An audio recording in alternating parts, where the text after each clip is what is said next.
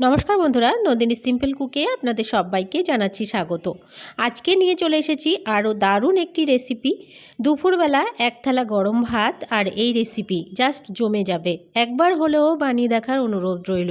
আজকে রেসিপির পুরো ভিডিওটা দেখার অনুরোধ রইল বন্ধুরা। যদি ভালো লাগে একটা লাইক করতে ভুলবেন না।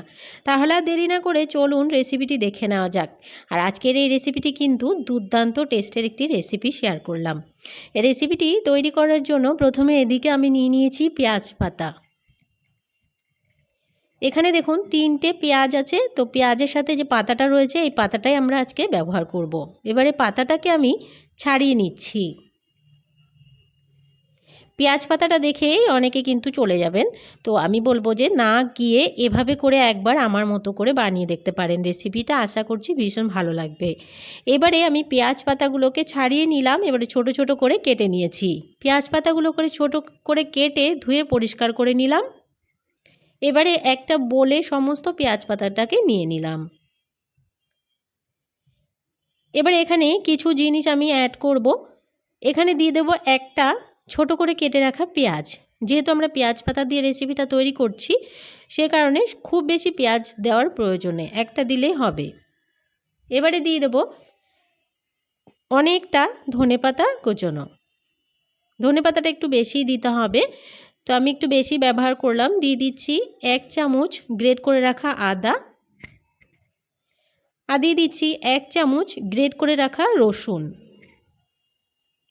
রসুন দিলে এই রেসিপিটির টেস্টটা দ্বিগুণ বেড়ে যাবে। যারা রসুন খেতে চান না বা পেঁয়াজ তো দিতেই হবে, আর রসুন খেতে না চাইলে নাও দিতে পারেন। এবারে এখানে দিয়ে দেব স্বাদ মতো লবণ।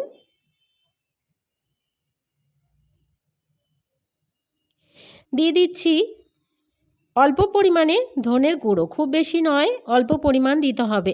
আর 1/2 চামচ মতো দিলেই হবে। খুব বেশি দিলে টেস্টটা কিন্তু আবার অন্যরকম হয়ে যাবে। দিয়ে দিচ্ছি 1/2 চামচ হলুদের গুঁড়ো। আর দিয়ে দিচ্ছি 1/2 চামচ থেকেও কম গরম মশলার গুঁড়ো। গরম মশলার গুঁড়োটা অবশ্যই দেবেন, আর তবে অল্প পরিমাণে দিতে হবে। এবারে দিয়ে দেবো কাঁচা পাকা লঙ্কা।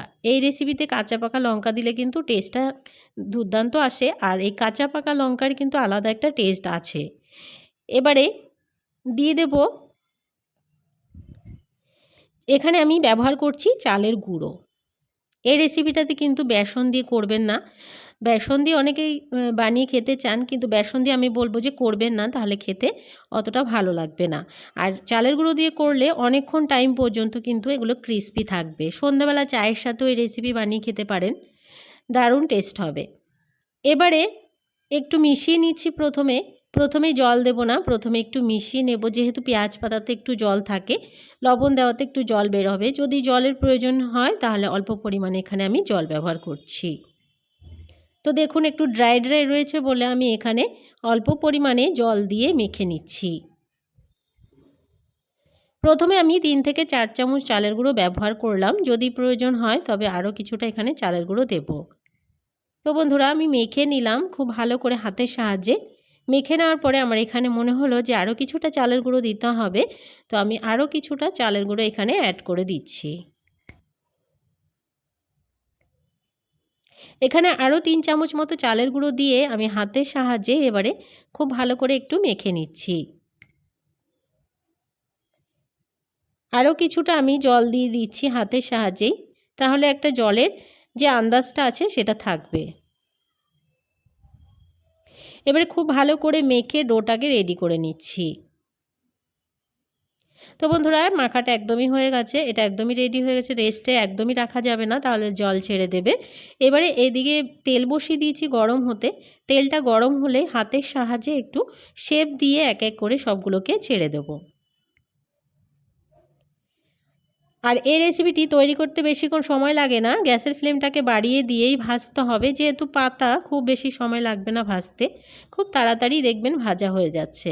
এবারে আমি উল্টে পাল্টে দুই পাশটাকে একটু ক্রিস্পি করে গোল্ডেন ব্রাউন করে ভেজে নিচ্ছি। ওই পাশটা হালকা একটু হার্ড হয়ে গেছে, এবার আমি এই পাশটাকে উল্টে দিলাম। তো দেখুন এগুলো একদমই গোল্ডেন ব্রাউন করে ভেজে নেওয়া হয়ে গেছে, যথেষ্ট ক্রিস্পিও হয়ে গেছে। এগুলোকে নামিয়ে নিচ্ছি, আর বাকিগুলোকেও সেমভাবে ভেজে নিয়ে ফিরে আসছি। তো বন্ধুরা সবগুলোই আমার ভেজে নেওয়া হয়ে গেছে। দুপুরবেলা এক থালা গরম ভাত বলুন এছাড়াও সন্ধ্যাবেলা চায়ের সাথে টিফিনে বলুন, এই রেসিপিটি দুর্দান্ত টেস্ট হবে খাওয়ার জন্য। আজকের রেসিপিটি ভালো লাগলে একটা লাইক করার অনুরোধ রইল, অনেক অনেক শেয়ার করে দেওয়ার অনুরোধ রইল। নতুন বন্ধু আমার চ্যানেলে যদি নতুন এসে থাকেন, আমার চ্যানেলটিকে সাবস্ক্রাইব করে আমার পাশে থাকার অনুরোধ রইল। পাশে থাকা বেল আইকনটাকে প্রেস করে অল বাটনে ক্লিক করতে ভুলবেন না, এ ধরনের রান্নার নোটিফিকেশনগুলো সবার আগে আপনাদের কাছে পৌঁছে যাওয়ার জন্য। আর আজকের রেসিপিটি কেমন লাগলো কমেন্টস বক্সে জানাতে কিন্তু ভুলবেন না। আমি এবারে ভেঙে দেখিয়ে দিচ্ছি, যদিও আওয়াজটা একটু মিউট করে রাখাতে বোঝা যাচ্ছে না, কিন্তু ভীষণ ক্রিস্পি হয় আর অনেকক্ষণ পর্যন্ত কিন্তু এগুলো ক্রিস্পি থাকবে, একদমই নরম হয়ে যাবে না। আজকের মতন এখানে শেষ করছি, চলে আসবো অন্য কোনো দিন অন্য একটা রেসিপির সাথে। সবাই ভালো থাকবেন, সুস্থ থাকবেন। আজকের মতো তাহলে টাটা।